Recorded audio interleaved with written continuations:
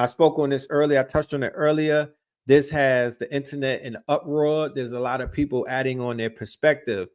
What I saw was there was humongous pushback from the West Coast, artists, legacy artists whose identity, right? Whose identity and whose quote unquote, their legacies are built on this foundation of what they perceive NWA to be to both them and to their quote unquote culture.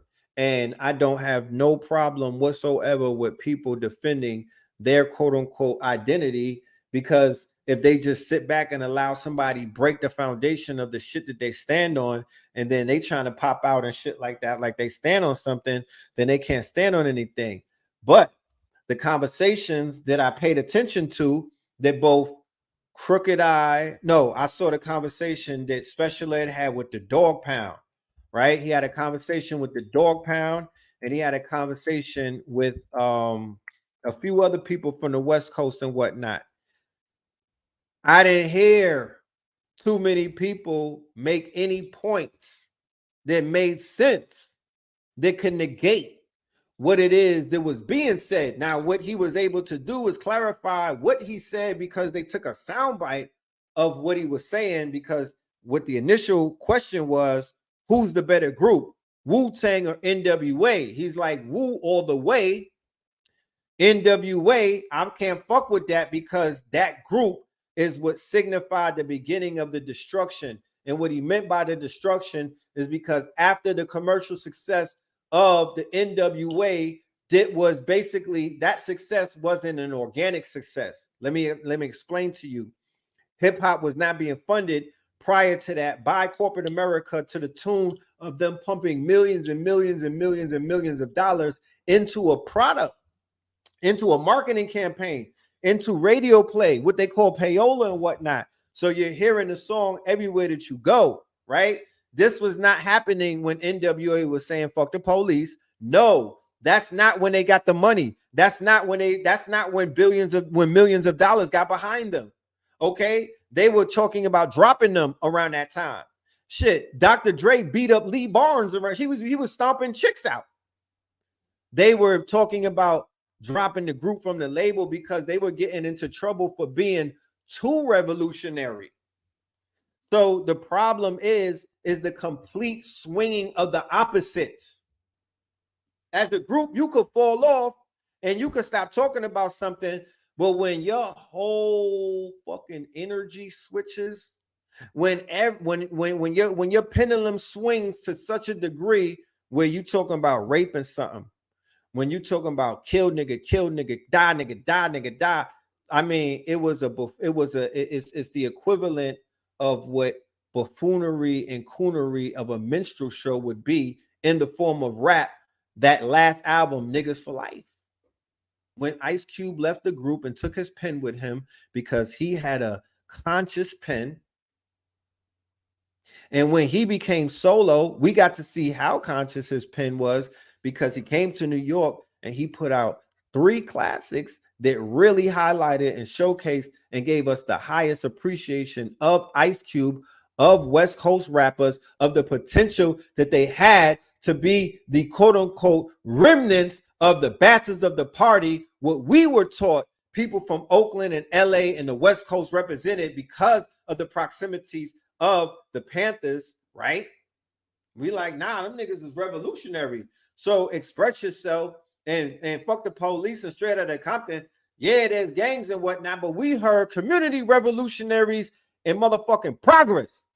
Brotherly love, overriding oppression. We heard that. That's what we were being told. Even though they get busy and they might gotta body something, they got rivalries. Because when you introduce gang culture, you're automatically gonna introduce destruction. Come on, y'all. Y'all trying to act all fucking holier than thou, especially people who you were born into the war. You don't know that there was a time when there wasn't a war. There was wars in hoods, and yes, there was bodies being caught everywhere. New York was the murder capital. They was not making money in millions of dollars rapping about that though. They was spitting their shit but there was a balance. So when I say balance, what I mean is every artist had at least some type of balance on his album. What is hip hop? 5 pillars: masters of the ceremony, the DJ, the dancer, the artist, and consciousness. That's the 5th pillar. So if you're not putting that in, then you're leaving it out. And what he means by the destruction is after NWA, you never really saw the embracing of conscious rappers, artists. What went away after that, right? And it ain't because NWA went after them and was trying to body them. No, the corporations, the people who strategically was like, nah, we're gonna invest in the prisons. Remember the secret meeting, the shit that Crazy Bone talked about, and Crazy Bone is on life support? Do you find that suspicious? That same letter is the same when they decided who the group was going to be. It's no secret. It was NWA. Easy E goes to the White House. He later dies of AIDS. Ice Cube leaves and says Jerry Heller's running things. The fucking ADL and the other people was over there holding shit down. They're compromised. They're compromised. They're not rapping about being revolutionary anymore. They're not edgy anymore. They don't have the edge. They're not against the system anymore. They're against their people. They're promoting an agenda. So what he means by the agenda is that. And as that went forward, yes, it conformed how everybody started rapping everywhere, of course.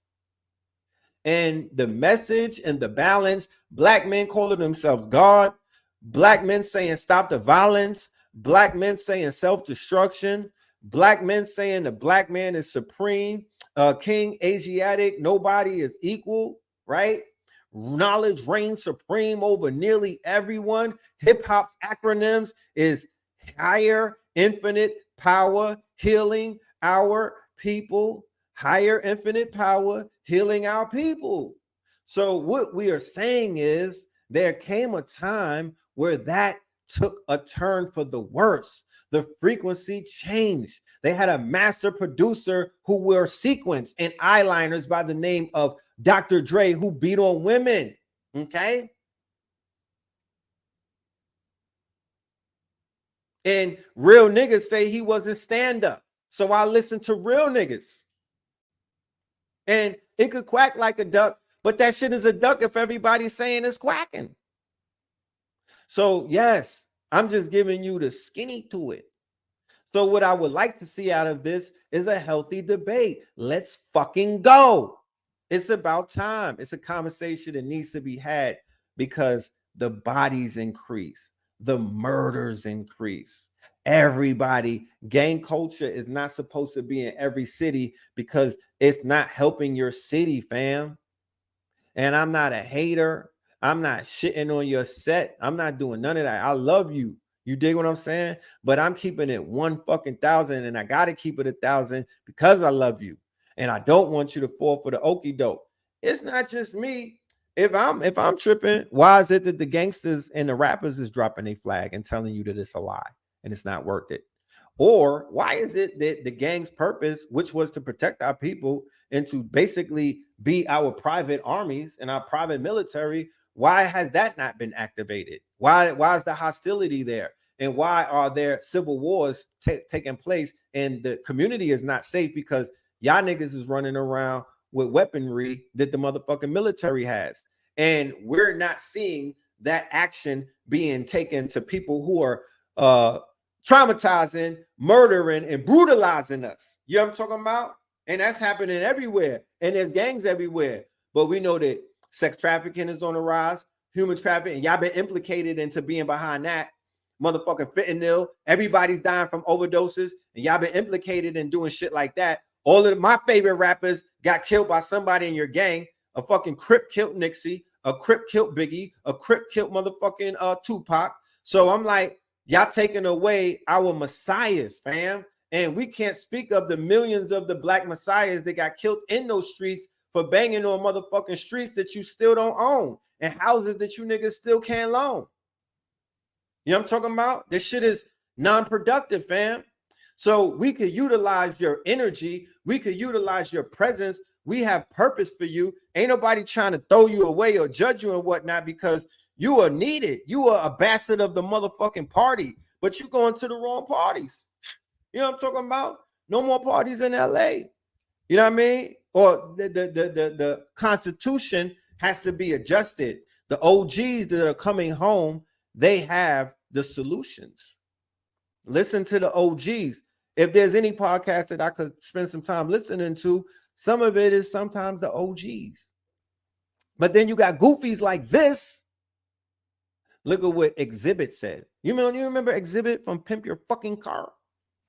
Right? The nigga who always showing you his teeth, especially when white people around. That nigga, now he's a gangbanger. So Special Ed, who, by the way, for some of y'all, comes from the golden era of hip hop. He made a song called I Got It Made. He's a Jamaican out of Flatbush, Brooklyn. He was our first superstar that we looked up to. Special Ed is very important in hip hop. Never boosted, never shoplifted. I was like, lies, we doing that. But he is a legend.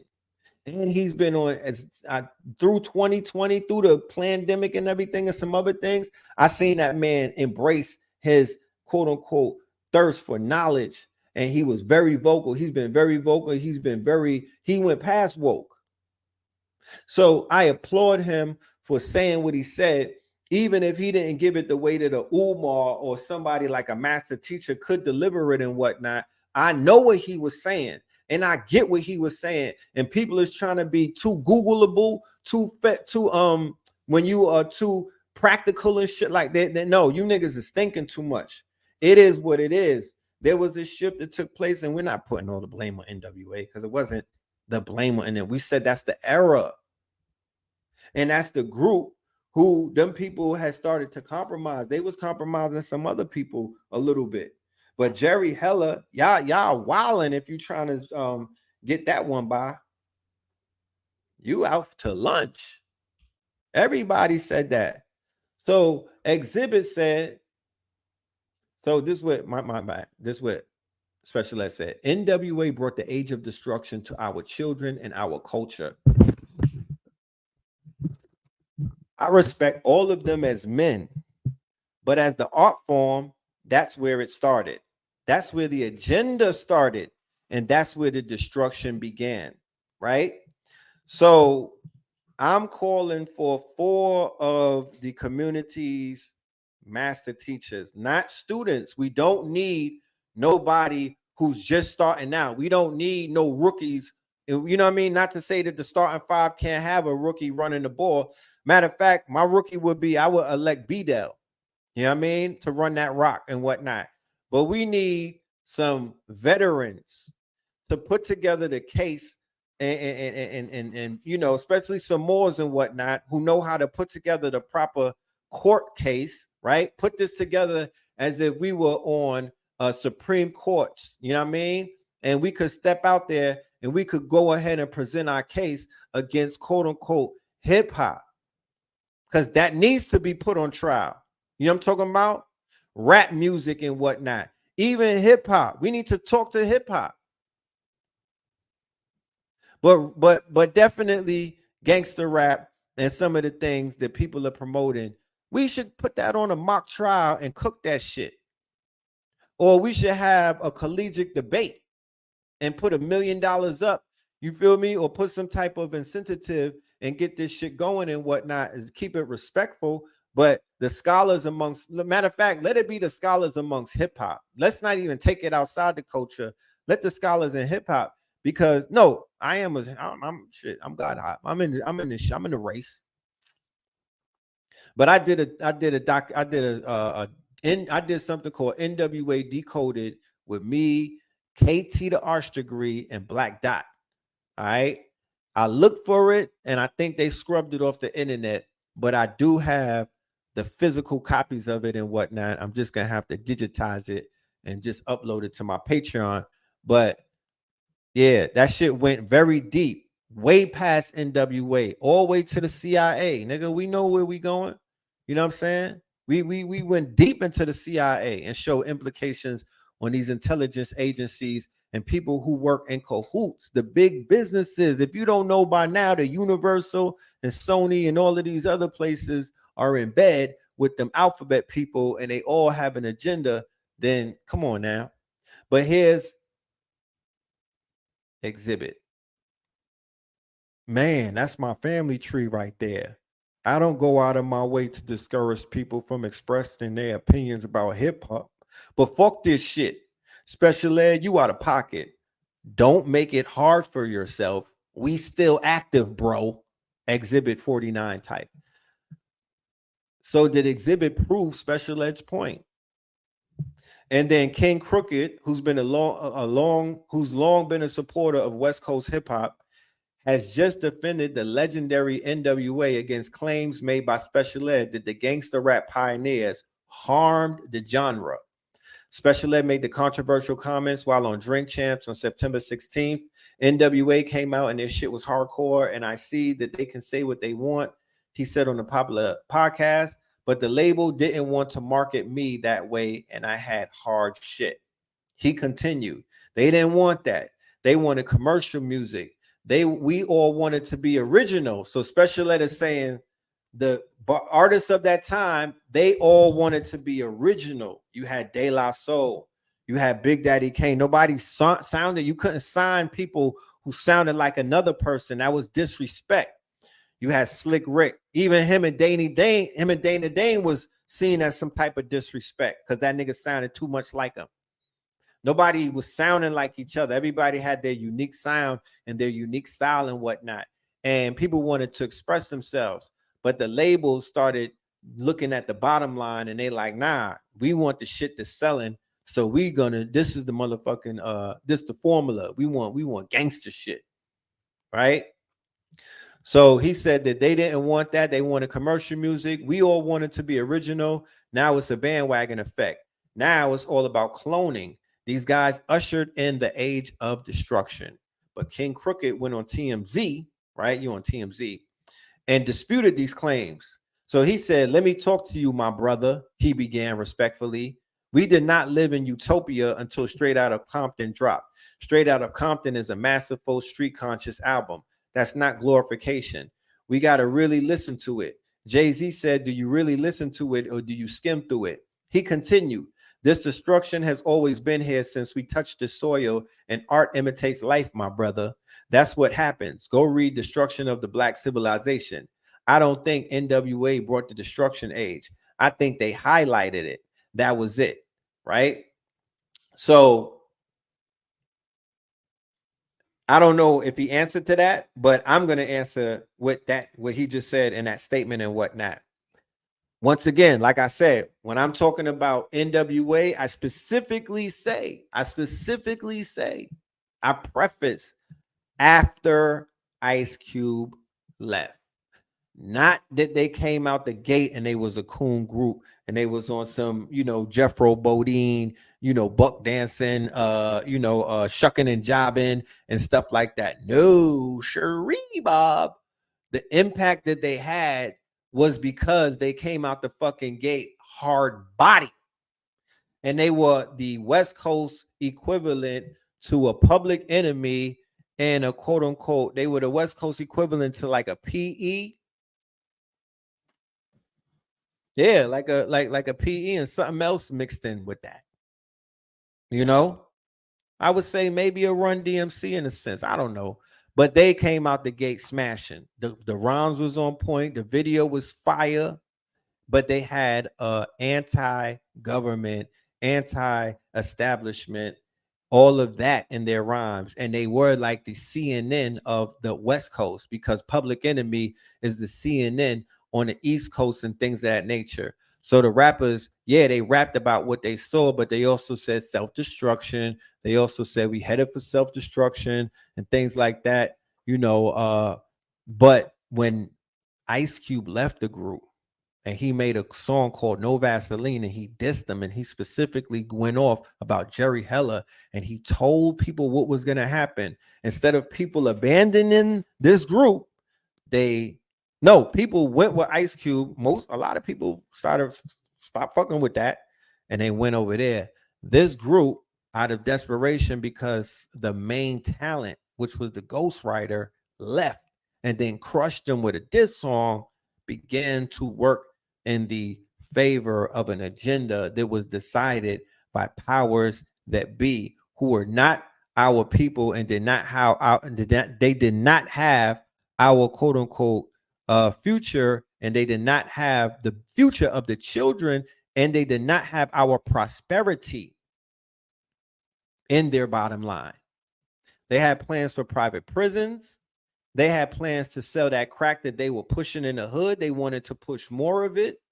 They had plans for to drop those crates of automatic weapons and whatnot. Those weapons that they initially began to disseminate throughout our hoods and whatnot, but they turned that shit up times 100, and they flooded it with bigger weapons and more bullets and more ammunition. There's no gun stores in New York, and everybody had one. We had one, and we had some in the 90s, but we definitely started getting more of that. You're listening to a music that's being bankrolled to the tunes of millions of dollars from multi-millionaire, multi-billion-dollar corporations who have board meetings and shareholders, and these shareholders are told in these board meetings the quote-unquote projections of these companies 5 and 10 years into the future, and they're telling these shareholders that these shares in the private prison industry will make you rich, and these shares in the funeral industry will make you rich, and these shares in all of these liquors and whatnot, LHV and whatnot, will make you rich, right? And their shareholders listen to them, and they cohesively come together, and they begin to prey on a population of people, because as they pump that money, and as they bankroll, and as they fund, right, they fund a certain agenda or a certain type of artist, and they make it unbalanced, then you begin to see the destruction. That's a fucking fact. Not to say that the destruction didn't already begin. When you light a fire in the backyard, it already has to have a base fire. It got to have a foundation. Yeah, the fire been burning, but we talking about the acceleration of how did this shit burn down? How did it go up? You had gangbangers before. That was the exception and not the rule. Then they gave us Boys in the Hood. Then they gave us Menace to Society. Then they gave us Colors and whatnot. Then they gave us South Central and whatnot. Then they gave us Crooklyn. You know what I'm saying? Then they gave us New Jack City. Then they gave us motherfucking Menace. Then they gave us Blow. You know what I mean? But prior to that, they gave us Scarface. Then they gave us the Mac. Then they gave us the motherfucking Goldie and them, like Superfly. You don't think you don't know the power of cinema. You don't know the power of predictive programming. You don't know the power. I've watched movies come out where they was making satire of something like don't drink your gin and juice while in South Central. And the people that they were making fun of did not exist in real life, and they were only existing on the screen. Right. And we would make fun of it. Right. Similar to shit that you would see on Living Color. Fast forward a few years later, I'm seeing those real people. I'm seeing those people in the real world. Right. I'm seeing those people manifested in the real world. The same thing happened with Jerry Springer and whatnot. I would see the depictions or the satire of caricatures and characters and whatnot, or prototypes on the stage and whatnot. But those stages were making real people, or you know what I mean, that egregor or that idea of a person or what that person was into and doing and whatnot. Although it was completely outrageous, shit like that started manifesting. I saw the movie Baps, right? Yes, Baps. I saw the real life Baps come about. I saw a reality show, I Dream of New York, Flavor Love and New York and all of that, Basketball Wives, Hip Hop Love, all of that shit. And we see, look, I was at Revolt World. Oh my goodness. Yo, I was at Revolt World. The P. Diddy shit, y'all. Bam. If I could have went live, but I had to just, I had to be in the moment, because they say who cloned Tyrone. That shit is real. I was literally, they had it in the movie studio, Tyler Perry's old movie studio called Pangea now.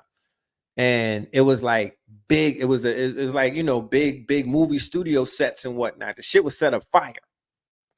But damn near everybody that I saw was a clone of some shit that I seen on hip hop video, like on World Star, dead ass. Everybody looked like somebody that we know. This like a star, like I was saying earlier, that has the spotlight, the one who is fixated upon. So these stars, right? Like Ari Fletcher, what's her name? Carisha. So Carisha and them was there. There was mad clones of Carisha there. Crazy, yo. I promise you. You had to be there to understand what I'm talking about. This shit looked like a bad video shoot, y'all. And you know, I'm not judging them, you know, I gotta be still, because it was still good energy. It was still good to be amongst our people. People are beautiful. I'm not talking down. I'm not talking down. Don't get it fucked up. But I know how people are when they're living in their true self, because I've been in this conscious shit for a long time. So I know when I meet people, when they're in that suit, where they're wearing that clone shit, where they're just living through somebody else's image of who they thought they was versus who they blossom and become, caterpillar, butterfly shit. So I know when I'm in a motherfucking butterfly farm, you know, and I know when I'm in a caterpillar farm. So I saw a lot of people who were, you know, in those stages of finding themselves, because the hip hop culture is a culture where it's going to teach you how to dress. It's going to teach you how to talk. So Sexy Red is lit. That's how the girls is going to be holding their neck, the way that her mannerisms. That's how people pick up the neck movements of people that, you know, the girls that they watch, that they following and whatnot. These, you know, the Jadas and whatnot on, and, you know, girls pick up on all that. Clone, Tyrone. I was in Glen. I think KT gonna do a part 2 of Who Cloned Tyrone on our Revolt World experience, because it's real interesting. Y'all need to know that they cloning people all around. So when people say the music ain't doing nothing, or people don't follow movies, what you think, right, Bill? Movies don't make. I watch mad movies. I don't be doing nothing. Your private self might not say that. I don't believe you. I'm sorry. I know how people deal with their shadow. I know the shadow self. You niggas is not gonna convince me of nothing. I don't want to hear it. Fuck out of here. You know? The nigga that's quick to say that he don't do it is the nigga that's doing it. Hit dogs bark, bark, bark. So let's get to the meat and potatoes of tonight.